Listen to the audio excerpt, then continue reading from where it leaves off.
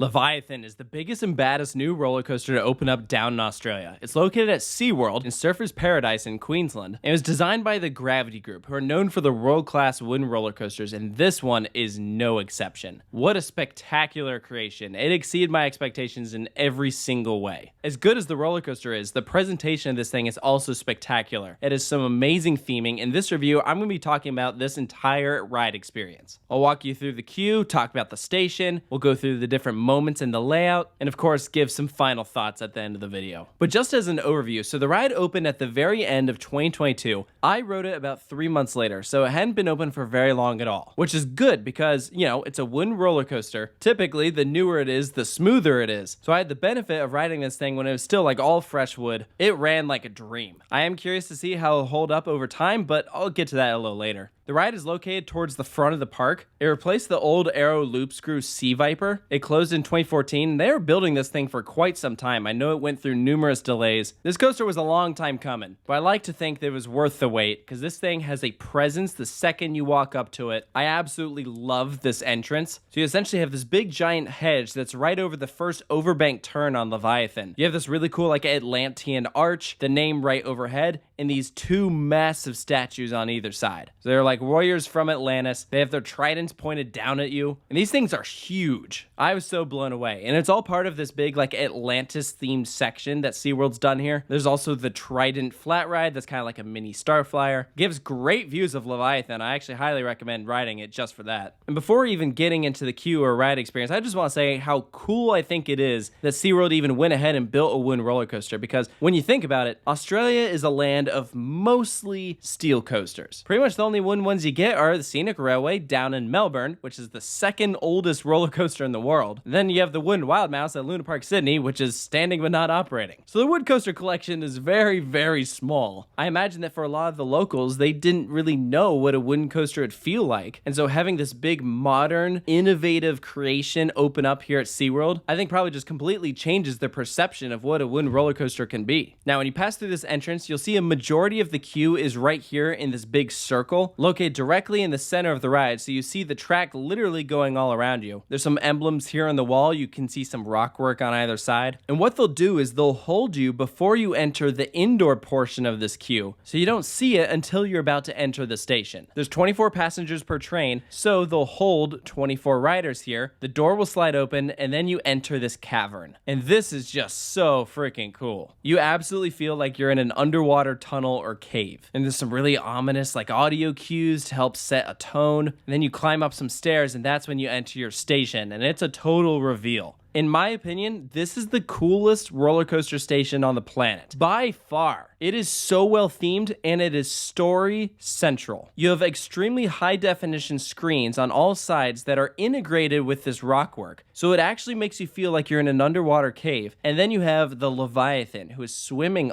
all around you, and he is so captivating. You are completely mesmerized by this creature. You even hear his voice before you even see him, and so he swims into view, and he's like, "Who are you?" And it's really menacing. He reminds me of Smaug from the Hobbit films. They even have a screen over top of the train, so when you're sitting in the vehicle, if you look straight up, you'll see him like staring down at you as you dispatch. So absolutely bravo to the team here for what they came up with. And again, I love that they hold you there so that you don't spend all this time in the station. It's pretty much like right when you enter the station, that's when you're about to board the experience. If there is a downside with this, it does mean that the operations can be slow. When I went, it was one train only and long dispatches. I felt like part of the problem with that was that they waited to load the next train till everyone from the previous train had left. So that was disappointing, especially since like this thing is lap bar only. I feel like it shouldn't take very long to send out these trains. I compare it to Tenertu Zeus, which has the exact same setup as Leviathan, backwards car and everything. And they have so many operators on that platform that they are sending those trains out so fast. I think SeaWorld could take a lesson from Park Asterix. So you dispatch out of the station, you'll pass through some smoke, take a sharp right-hand turn, and start up your lift hill. You're gonna climb 105 feet in the air. When you reach the top, you're gonna get this beautiful panoramic view of Surfers Paradise. It is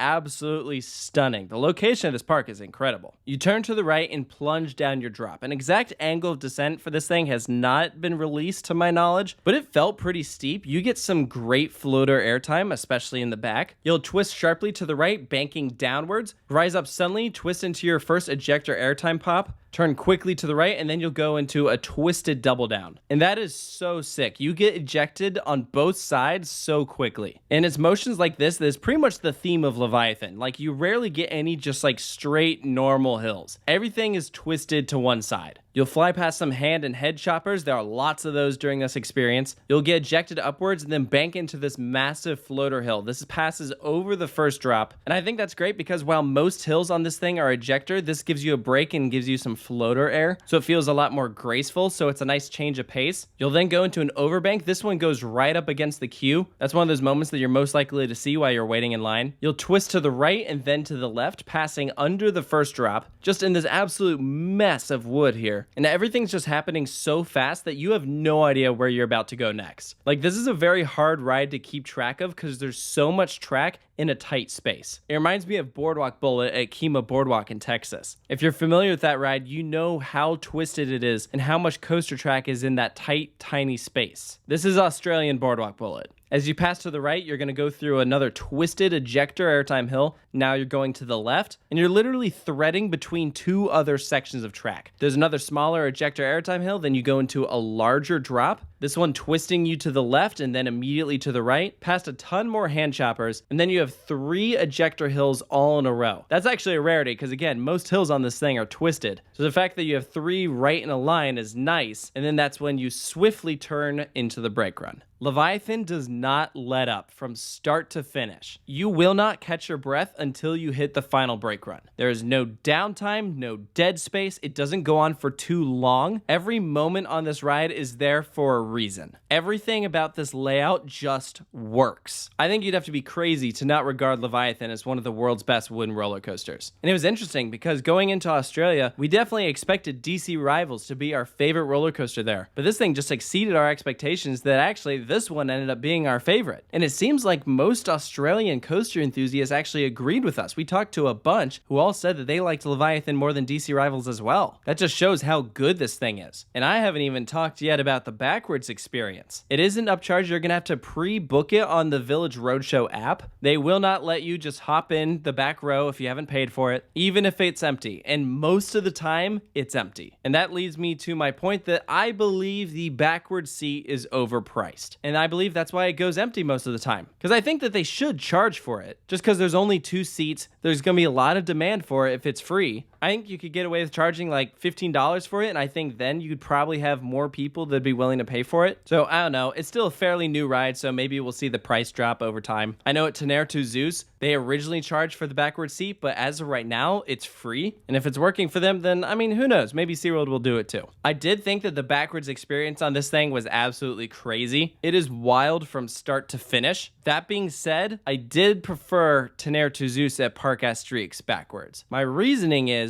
that roller coaster is more airtime focused. This one has a lot of airtime, but there's a lot more like overbanks. And I think what makes the backward seat so crazy is backwards airtime. Teneriffe Zeus just has more airtime. I didn't think that some of the lateral transitions here were quite as comfortable backwards, but I mean, I loved the drop backwards, and yeah, those twisted airtime hills were pretty crazy. So as much as I think that Leviathan is the best coaster in Australia, and you should still try the backwards experience, I do think if you have to pick and choose, the backwards experience on DC Rivals is better. That has more wow moments when you're facing in reverse. So for Leviathan's final score, I'm giving it a 9.5 out of 10. It is almost perfect. What would have made it better? Honestly, I do wish that Leviathan was built using the pre-cut track from the Gravity Group instead of their older track, which I understand why that's there. I mean, this coaster has been in the works for quite some time. It was before pre-cut track was around. Again, by no means is Leviathan rough. At least I didn't think it was when I rode it. But that pre-cut track is just so smooth. I think that would have made this just like the perfect ride experience. I really am curious how this thing's going to hold up over time. I've ridden lots of smooth Gravity Groups, but I've also ridden some really rough ones.